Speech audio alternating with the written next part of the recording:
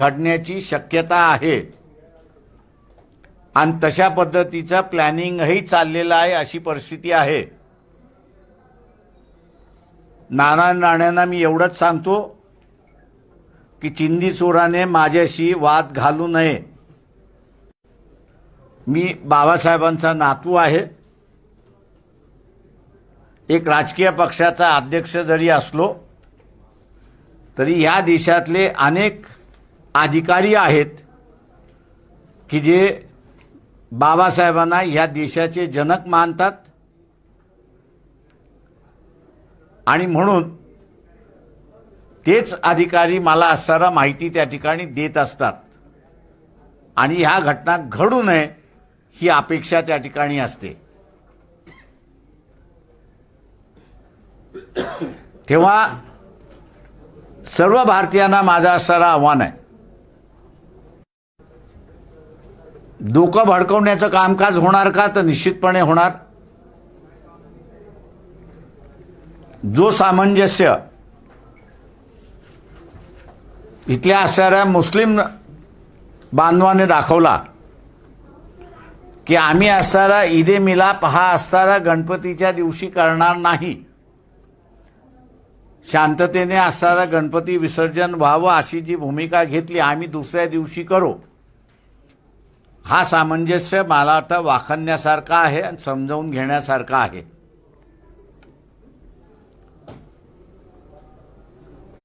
आणि म्हणून दिवाळीनंतर परिस्थिती बेकाबू जाण्याची जी शक्यता दंगलीच्या माध्यमातून होणं, गोध्रा आणि मणिपूर पुन्हा देशामध्ये होणार नाहीत याची दक्षता सर्वसामान्य माणसाने घेतली पाहिजे असं मी आवाहन या ठिकाणी करतोय। मानवतेला कुठेही काळिंबा लागणार नाही याची दक्षता सरकारने जशी घ्यायची असते तशी भारतीय नागरिकांनी सुद्धा घेण्याची असते आणि ते घेतील अशी अपेक्षा मी या ठिकाणी बाळगतोय। इथे दलितही आहेत, आदिवासी आहेत, RSS BJP संविधान बदलणार अशा वल्गना झालेल्या आहेत। तेव्हा आदिवासींना 5वं आणि 6वं शेड्यूल मार्फत आपला इलाका आपल्याला सांभाळता येतो आणि आपलं राज्य त्या ठिकाणी घटनेने बहाल केलेलं आहे, हे आता संपवायला निघालेले आहेत। दलितांना आरक्षण हा असणारा मुद्दा जिव्हाळ्याचा आहे, संपवायला निघालेले आहेत। तेव्हा हे दोन समूह आपल्या विरोधात जातील हे लक्षात घेऊन भारतीय जनता पक्षाने शहरी नक्षलवाद आणि नक्षलवाद याच्या नावाखाली आता असणारा जेलमध्ये ठोकण्याचं, अरेस्ट करण्याचं, नोटीस देण्याचं कामकाज फार मोठ्या प्रमाणात केलं जातंय आणि ते सुरुवात झाली आहे। आज सकाळीच काही जणांना नोटिसा बजावण्यात आलेल्या आहेत की तुमच्यावरती असणारा NIAची चौकशी का लावू नये अशी परिस्थिती आहे। मी असं मानतोय की गेल्या 70 वर्षामध्ये अनेक वेळा सत्ता पालट झाला, पण हा सत्ता पालट शांततेने पडला अशी असणारी परिस्थिती आहे। यावेळेच्या सत्ता पालट होईल की न होईल हे इलेक्शन रिझल्टच सांगेल, पण इलेक्शन रिझल्टच्या अगोदर निश्चितपणे इथे असणाऱ्या दंगलीचा माहोल, आरागघाचा माहोल हा आपल्याला त्या ठिकाणी दिसेल। आणि म्हणून मध्यंतरी वंचित बहुजन आघाडीच्या वतीने आम्ही भूमिका घेतली होती की 5 महत्त्वाची हिंदूंची मंदिरं जी आहेत त्याला मिलिटरीच्या ताब्यामध्ये द्यावं। काही चॅनल्सनी त्याच्यावरती असणारा पोल्स गेला आणि 80% लोकांना ही भीती आहे की या मंदिरांवरती काही ना काहीतरी होऊ शकतं अशी असणारी परिस्थिती आहे। मी शेवटी या ठिकाणी एक मुद्दा मांडतो या ठिकाणी की हे शासन सर्वच गोष्टी कॉन्ट्रॅक्टवरती द्यायला निघालेलं आहे. रिक्रुटमेंट सुद्धा आता कॉन्ट्रॅक्टवरती द्यायला निघालेलं आहे. दुर्दैवाने सुप्रीम कोर्टाने ज्या गोष्टींमध्ये लक्ष घातलं पाहिजे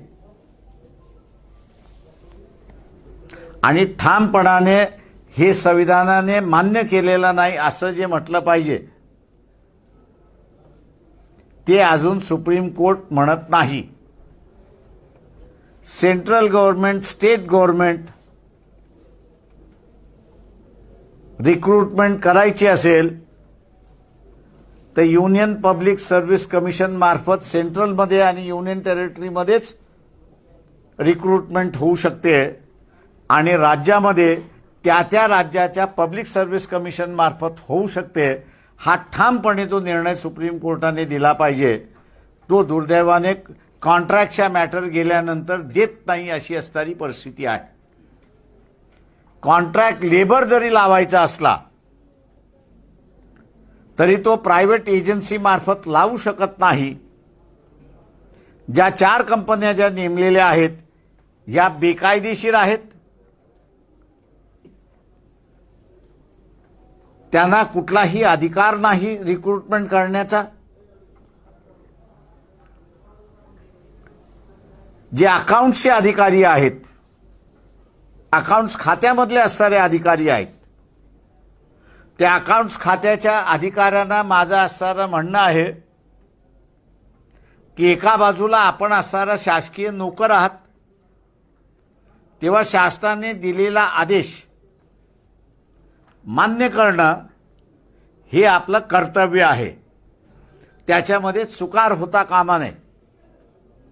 पण हाच कामगार त्याचं दुसरं रूप आहे की तो ह्या देशाचा नागरिक आहे आणि या नागरिकाच्या हातामध्ये या देशाची सार्वभौम सत्ता आहे. तेव्हा या सार्वभौम सत्तेचा वापर करत त्यांनी त्याच्या मंत्र्याला फाईलवरती नोटिंग केली पाहिजे की हे जे रिक्रुटमेंट आपण केलेलं आहे हे रिक्रुटमेंट केलेल्या स्टाफला कुठल्या हेड खालून मी असणारा पगार काढू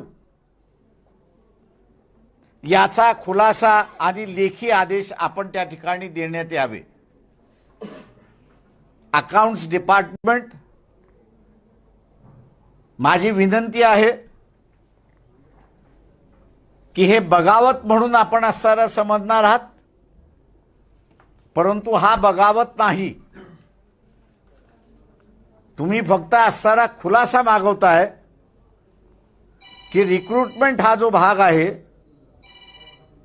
रिक्रुटमेंट हा जो भाग आहे हा यूपीएससी आणि स्टेट पब्लिक कमिशन मार्फतच होऊ शकतो आणि तोच खरा एम्प्लॉई या ठिकाणी होऊ शकतो. जो रिक्रुटिंग एजन्सीने दिलेला माणूस हा शासनाचा एम्प्लॉई कसा होऊ शकतो हा महत्त्वाचा प्रश्न अकाउंट्स डिपार्टमेंट विचारेल असं मी त्या ठिकाणी ग्राह्य धरतो. माझं निवेदन या ठिकाणी थांबतो. आपण आता विचारा.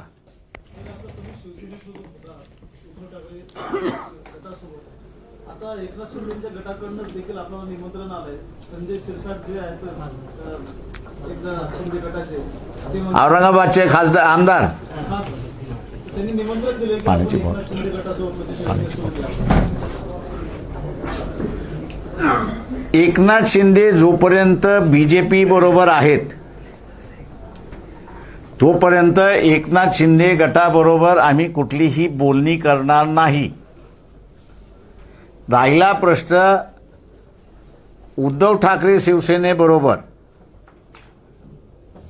तर मी असं म्हणतोय की आमची ठासणी झाली, बोलणी झाली, पण ती लग्नाची तारीख काढायला 2 भटजी आडवे येतात आहेत. एका भटजीचं नाव आहे काँग्रेस आणि दुसऱ्या भटजीचं नाव आहे एनसीपी.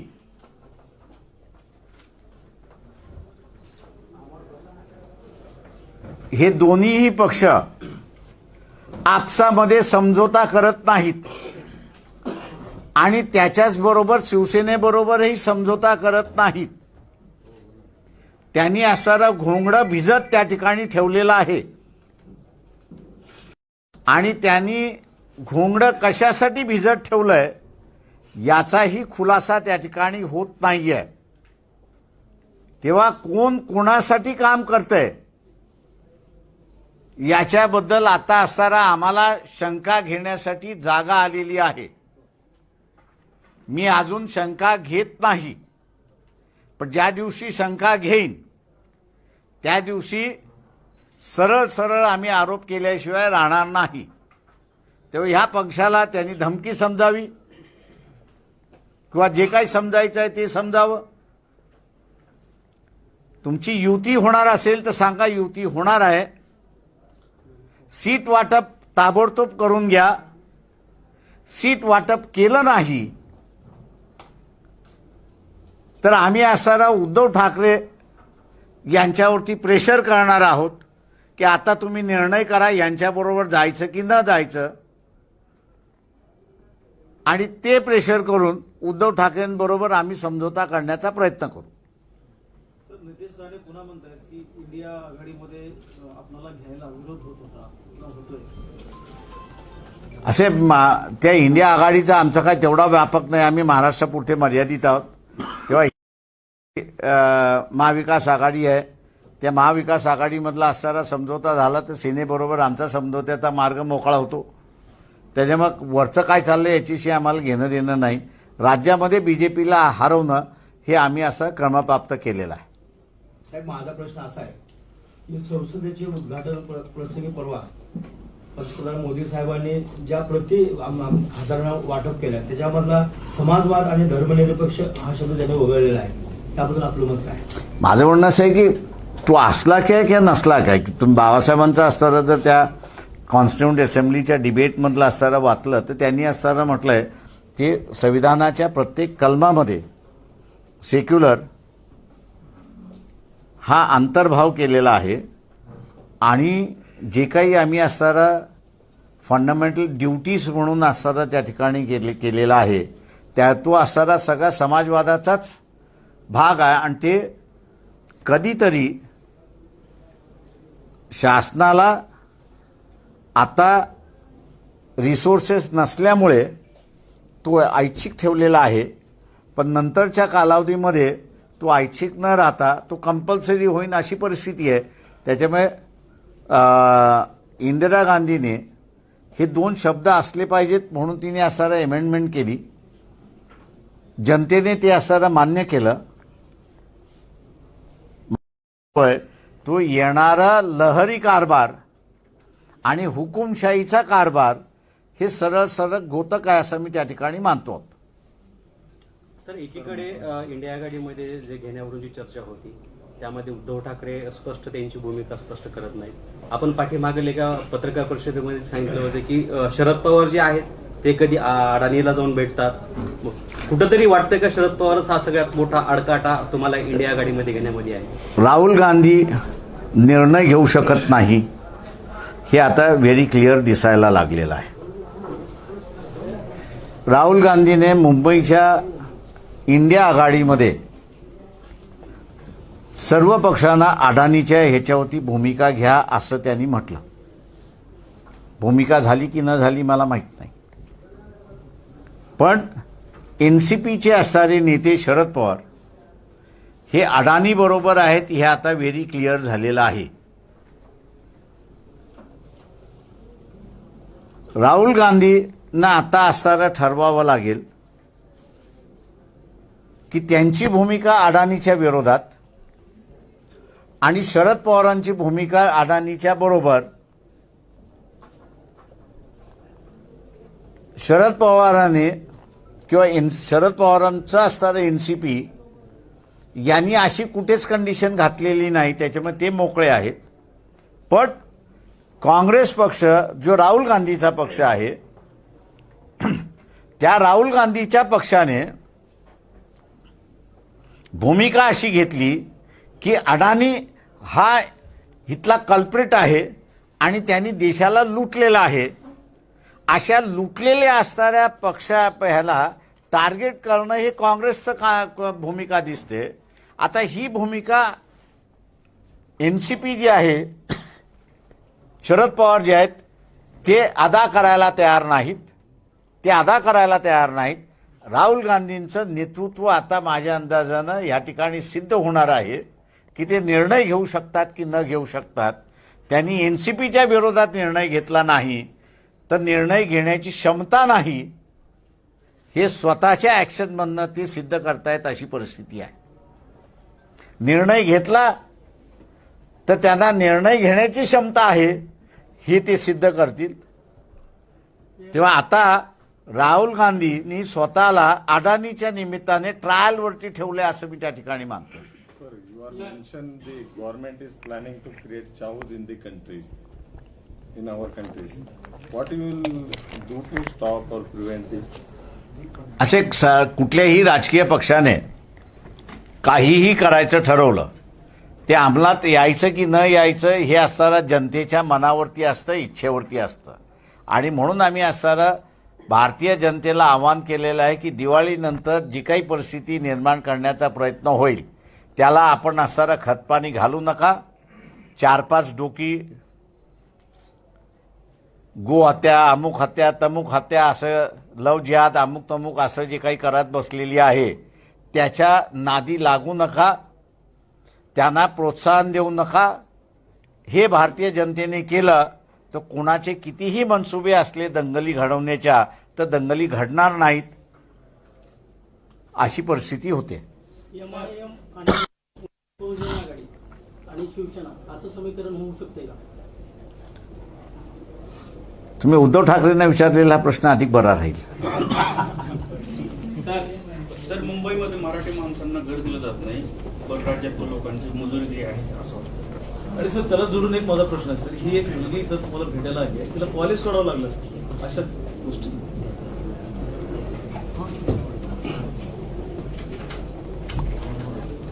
इशू त्याच्यामधला हा महत्वाचा आहे मी असं मानतोय.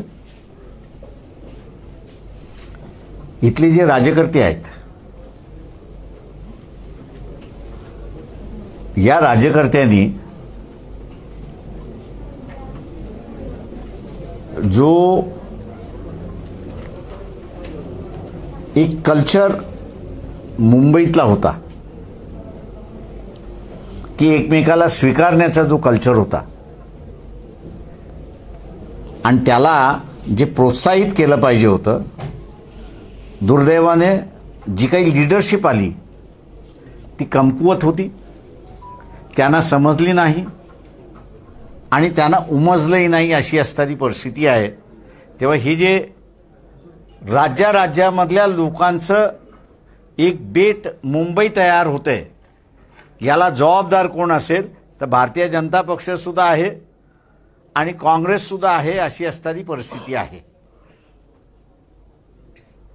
आम्ही त्यावेळेस असताना भूमिका अशी घेतली होती की हा जो परराज्यामधला माणूस मुंबईमध्ये जो येतोय त्याला 5 वर्ष कुठलंही खाजगी वाहन विकत घेण्याची अधिकार असता कामा नये. कारण का मुंबईमधली बेस्ट आणि मुंबईमधली रेल्वे हे माणसाला नुसतं सहजीवन शिकवत नाही तर एकमेकाला टॉलरंट करणं आणि स्वीकारणं हे 2 ट्रान्सपोर्ट मुंबईमधल्या शिकवत होत्या. दुर्दैवाने जी काही लीडरशिप ह्या महाराष्ट्राला आली त्या महाराष्ट्राच्या लीडरशिपला मुंबईचं हे जे कॉस्मोपॉलिटन कल्चर होतं आणि हे कॉस्मोपॉलिटन कल्चर मुंबईच्या ट्रान्सपोर्ट विभागाने शिकवलंय हे लक्षात न आल्यामुळे त्यांनी बाहेरच्या येणाऱ्या माणसाला मराठी माणसाची जी एक मानसिकता होती आणि ती मराठी माणसाची मानसिकता ही परराज्यामधल्या आलेल्या माणसाची झाली पाहिजे त्याला जे प्रोत्साहन दिलं पाहिजे ते न दिल्यामुळे आपल्याला असणाऱ्या ह्या घटना होताना त्या ठिकाणी दिसत आहेत. सर कानाखाली आवाज काढून फक्त चालत नाही.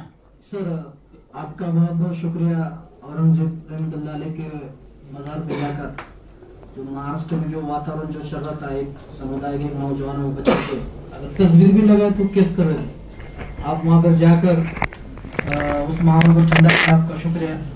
मुस्लिम आरक्षण के बारे में आप क्या कहना चाहेंगे? कोर्ट ने हाईकोर्ट ने मंजूरात दी, सुप्रीम कोर्ट ने उसको स्टे नहीं किया है. लागू करने की बात है. मुसलमानों ने सोचना चाहिए कांग्रेस को वोट क्यों कर रहा है, एनसीपी को क्यों वोट कर रहा है. पागल तो मुझे मुसलमान ही दिखाई दे रहा है कि जो लागू नहीं कर रहा है, जो हाईकोर्ट ने मंजूरात दी है, मंजूरात देने के बाद भी जो लागू नहीं कर रहा है उसके ही पीछे जा रहा है. तो ये मुसलमानों ने अपनी राजनीति पर सोचने की बात है, ऐसा मैं मानता हूं. 33% महिला आरक्षण विरोधात आपली काय भूमिका राहायचं? महिलांना असणारं आरक्षण मिळालं पाहिजे हे माझ्या आजानेच सुरुवात केली. त्याच्या विरोधात मी कुठं जायचं सांगताय मला.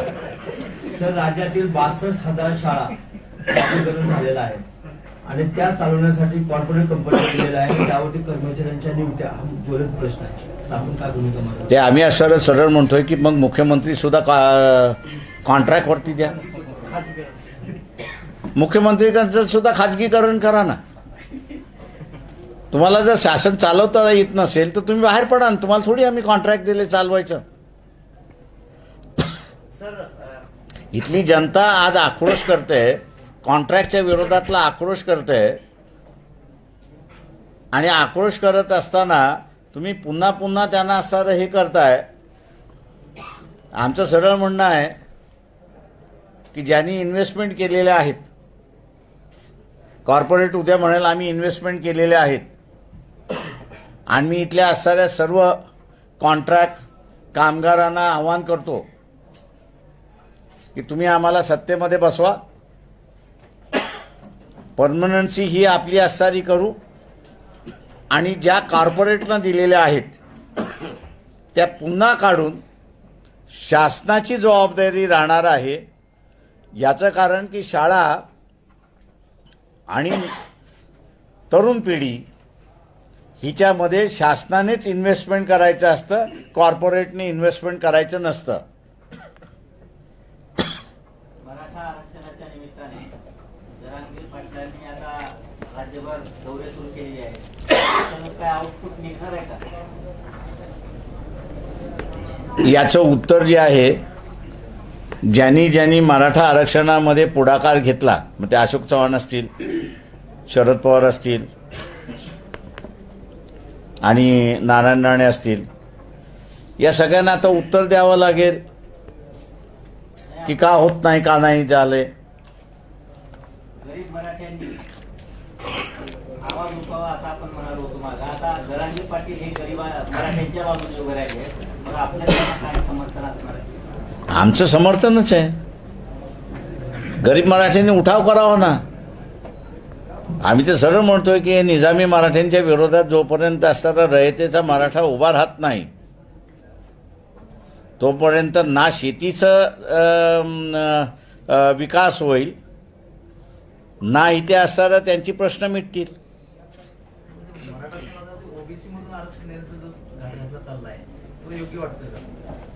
ओबीसीने त्याला विरोध केलेला आहे आणि आम्ही असं म्हणतोय त्याच्यामध्ये की ओबीसीचं आरक्षण हे ओबीसीचंच आरक्षण राहिलं पाहिजे. इतर त्यांना आपल्याला आरक्षण द्यायचं आहे. त्याचा असणारा जो फॉर्म्युला आहे तो एक तर शाहू महाराजांकडे होता आणि दुसरा बाबासाहेबांकडे होता. आणि त्याच्यामुळे हे जे इतर राजकीय पक्षांच्या नादी लागलेला जो आहे तो वाया जाणार आहे. ज्यांना आरक्षण पाहिजे त्यांना आम्ही असं म्हणतोय की तुम्ही वंचितच्या बाजूने या.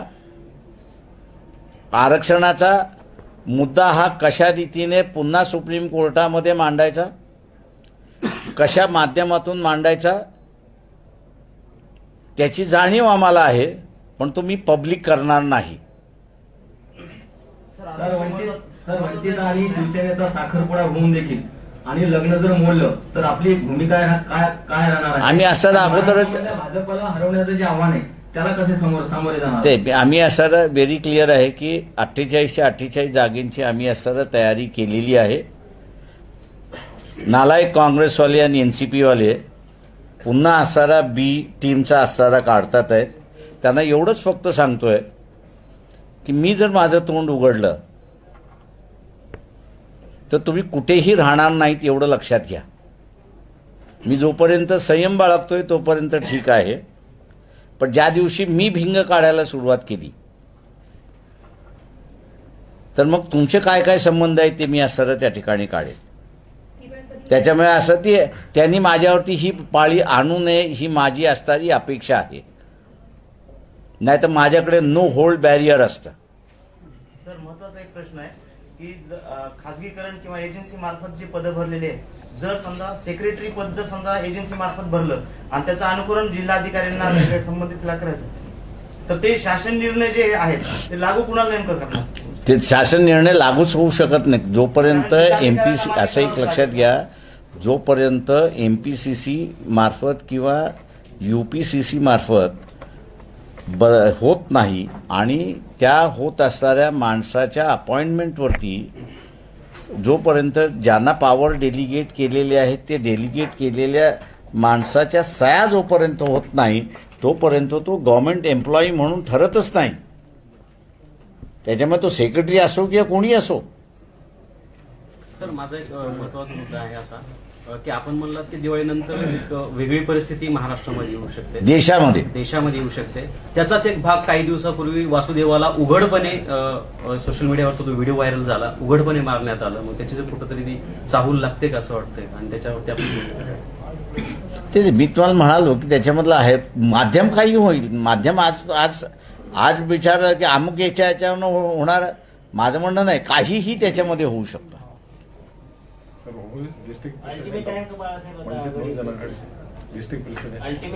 That is our internal issue, that's not public issue. जिल्हाध्यक्ष नाही लातूरला. हो आहे, माहिती आहे मला. आमचे संघटना आणि कार्यकर्ते आहेत त्याच्यामुळे सर सलीम सय्यद बसलेले आहेत, ते असं सक्षम आहेत जिल्हा सांभाळायला. त्याच्यामुळे असं आपण चिंता करण्याची गरज नाही. सर इथला मतदार जो आहे तो कुणालाच नाराज करत नाही, त्याच्या मतदार जागृतीसाठी पण काही पक्षांना करावं लागणार आहे का? इथला मतदार जो आहे तो कुणालाच नाराज करत नाही. वंचित आघाडी सोडलं तर सगळेच सत्तेत आहे आणि सत्तेतून बाहेर पण आहेत ना. म्हणजे मतदाराची कुठे गफलत होती असं वाटतंय? ते आता माझं म्हणणं आहे की जोपर्यंत गाडी व्यवस्थित चालली होती तोपर्यंत सत्तेमध्ये कोण बसलं हे मतदाराला घेणं देणं नव्हतं. याचं कारण की त्याला माहीत होतं की चाकोरीतूनच आपण चालणार आहोत. पण आता ज्यावेळेस चाकोरीतून बाहेर पडण्याची भाषा ज्यावेळेस होत आहे त्यावेळेस मतदार स्वतःहून जागा झालाय हे मला दिसतंय. राज्यामध्ये त्रिशंकू वातावरण जे तयार झालेलं आहे, जे की ज्याच्यामुळे एखादी सत्ता नाही तर येणाऱ्या 2024 मध्ये अजून परिस्थिती निर्माण होईल असं वाटतंय का? मतदार काय करेल हे आपल्याला प्रेडिक्ट नाही करता येत. चालेल, छान.